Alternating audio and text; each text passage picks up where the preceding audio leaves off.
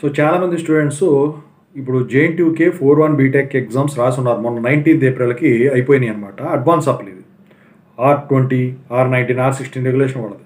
So ఈ paper valuation గురించి, paper valuation ఎలా జరిగింది, ఈ రిజల్ట్స్ ఎప్పుడు ఎక్స్పెక్ట్ చేయొచ్చు అని చెప్పేసి స్టూడెంట్స్ అడుగుతూ ఉన్నారనమాట. దాని గురించి అయితే చెప్పదలిచాను.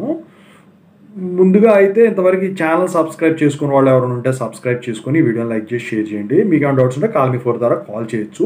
Telugu engineering education Telegram channel కూడా జాయిన్ అవ్వండి. ఇక software course work support channel subscribe చేసుకోండి. ఇక టాపిక్లో వెళితే ఏంటంటే JNTUK 4-1 BTech advance supply paper valuation అయితే స్టార్ట్ అయిపోయిందనమాట.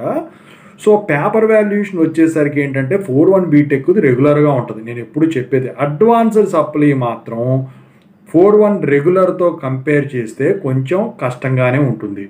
అంటే మీరు 4-1 బీటెక్లో ఇప్పుడు తెలిసిన పాయింట్లో ఒక 10 రాశారనుకోండి, దానికి రావాల్సిన దానికన్నా ఎక్కువ మార్కులు వస్తాయి. కానీ 4-1 బీటెక్ సప్లీకి వచ్చేసరికి ఎట్లా ఉంటుందంటే మీరు రాసినా కూడా అన్ని మార్కులు రావు. అట్లా అని చెప్పేసి నేను పాస్ కారని చెప్పను. పేపర్ వాల్యుయేషన్ అయితే కష్టంగా అయితే ఉండదు. కాకపోతే 4-1 బీటెక్ రెగ్యులర్ అప్పుడు ఎగ్జామ్స్తో పోలిస్తే కొంచెం హార్డ్నెస్ అనేది పెరుగుతుంది, ఈజీనెస్ అనేది తగ్గుతుంది అనమాట. అయితే మరి ఈ రిజల్ట్స్ ఎప్పుడు వచ్చేదానికి ఉంటుంది? ఈ పేపర్ వాల్యుయేషన్ ఏదైతే ఉందో ఈ మంత్ ఎండింగ్కి కంప్లీట్ అయిపోతుందండి.